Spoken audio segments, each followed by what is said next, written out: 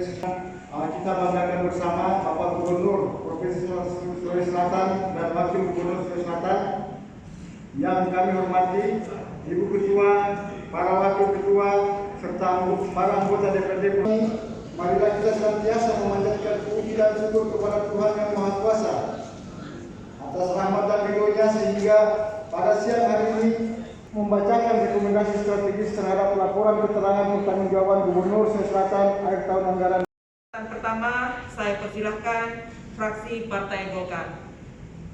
Baik, terima kasih pimpinan, Bu Ketua, para Wakil Ketua dan semua anggota DPRD Provinsi Sulawesi Selatan yang saya hormati. Terima kasih kepada sahabat-sahabat pimpinan dan anggota Pansus serta Pokja yang telah melaksanakan tugas dan tanggung jawabnya secara baik, apalagi di bulan suci Ramadan seperti ini.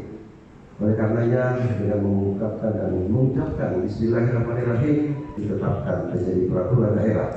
Hanya satu catatan khusus untuk rancangan peraturan daerah LKPJ yang terkait LKPJ, kami ingin mengingatkan dan menegaskan kepada Bapak Gubernur agar rekomendasi strategis khususnya yang sudah 3 tahun secara berturut-turut disampaikan ke pemerintah Provinsi Sulawesi Selatan agar disikapi dengan tegas, karena ini adalah hal yang penting dan sangat